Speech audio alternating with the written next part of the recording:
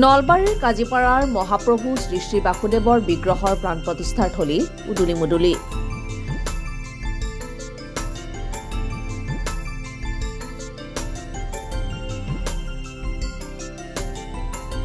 মহাপ্ৰভু বাসুদেৱৰ আশীষ ল'বলৈ সমবেত হাজাৰ হাজাৰ ভক্ত।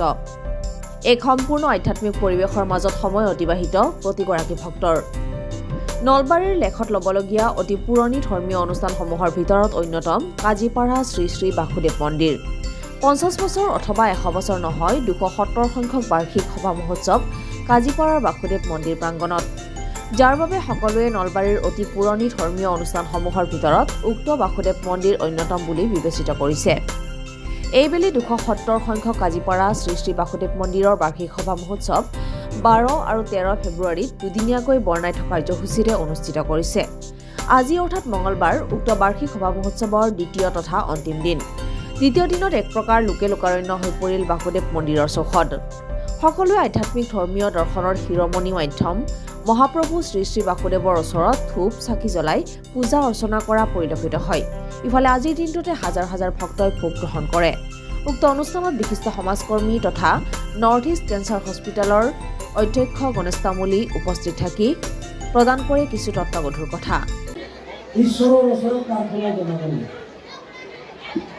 চাকি বন্তি নিজৰ কাৰণে জ্বলাইছে, নিজৰ পৰিয়ালৰ কাৰণে জ্বলাইছে, এটা চাকি আনৰ কাৰণেও জ্বলাওক আৰু কওক, হে প্ৰভু, এই চাকিটো মই ৰাইজৰ হৈ জ্বলাইছোঁ, সকলোৰে মংগল কৰিবা।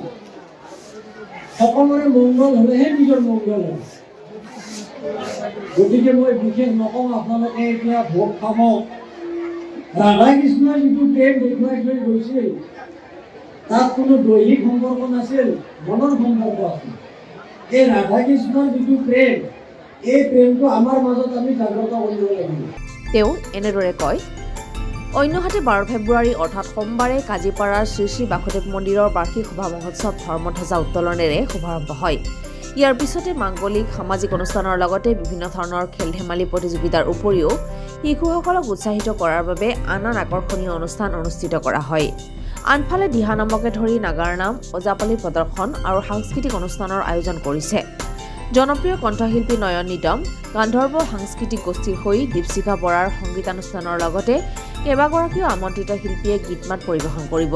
উল্লেখযোগ্য যে উক্ত অনুষ্ঠানৰ আজিৰ মুখ্য অতিথি বিশিষ্ট সমাজকৰ্মী তথা নৰ্থ ইষ্ট কেঞ্চাৰ ইনষ্টিটিউটৰ অধ্যক্ষ গণেশ তামুলীয়ে অনুষ্ঠানত উপস্থিত থাকি অভিভূত হৈ পৰে আৰু নিজৰ অনুভৱ ব্যক্ত কৰি এনেদৰে কয়। ধৰ্মীয় অনুষ্ঠান নলবাৰী ডিষ্ট্ৰিক্টত, নলবাৰী নহয় গোটেই অসমৰে এটা জাগ্ৰত অনুষ্ঠান বাসুদেৱ দেৱালয় বুলি কয়। প্ৰায় 270 বছৰ হৈ গ'ল বাসুদেৱৰ ইয়াতে আৱিৰ্ভাৱ হৈছিলে। কিন্তু ইয়াৰে এজন ব্যক্তিক সপোনত দেখাইছিল, যিটো ইয়াত নাথাকে, অলপ কিছু দূৰত থাকিব। তাৰপিছত বালিকুৰিয়াত নি তেখেতক তাত স্থাপন কৰা হৈছিলে। কিন্তু তথাপি ৰাইজৰ মাজত ইয়াত আস্থা আছে, ভাবে সকলোৱে ইয়াত যদি আহে ধৰ্মীয় অনুষ্ঠানত ঈশ্বৰে মনোকামনা পূৰ্ণ কৰিব। আমি কি বিচাৰোঁ? আমি বিচাৰোঁ শান্তি। আমাক শান্তি লাগে। আমি ধৰ্মীয় অনুষ্ঠানৰ যোগেৰে আমি কেনেকৈ শান্তি প্ৰতিষ্ঠা কৰিব পাৰোঁ, সেইটো আমাৰ সকলোৰে অন্তৰত থাকিব লাগে। যদি ধৰ্মীয় অনুষ্ঠান কৰি আমি সকলোকে হিংসা কৰোঁ, আনক বেয়া পাওঁ, আনৰ মংগল চিন্তা নকৰোঁ, আনৰ উন্নতি কামনা নকৰোঁ, তে ধৰ্মীয় এইবিলাক অনুষ্ঠান কৰি কি অৰ্থ আছে ইয়াত? গতিকে মই সকলোকে আহ্বান জনাইছোঁ, আমাৰ মাজত একতা স্থাপন কৰক আৰু একতাই শান্তি স্থাপন কৰিব। আৰু এনেকুৱা ধৰণৰ ধৰ্মীয় অনুষ্ঠানৰ যোগেৰে আমি যাতে গোটেই বিশ্বতে শান্তি স্থাপন কৰিব পাৰোঁ, মই সেইটো কামনা কৰিছোঁ। উল্লেখযোগ্য ঠাই কাজিপাৰা আৰু ইয়াতে আচলতে এই ধৰ্মীয় অনুষ্ঠানত লোকৰণ্য হৈ পৰিছে আৰু আপুনি আজি এটা সুন্দৰ মুহূৰ্ত সাক্ষী হৈছে। এই ক্ষেত্ৰত হয়, লোকৰণ্য হৈছে। সকলোৰে মনত এটা বিশ্বাস আছে যে কাজিপাৰাৰ এই বাসুদেৱ দেৱালয়ত যদি আজি বাৰ্ষিক সভাত এগছি বন্তি প্ৰজ্বলন কৰে, তে ঈশ্বৰে মনোকামনা পূৰ্ণ কৰে।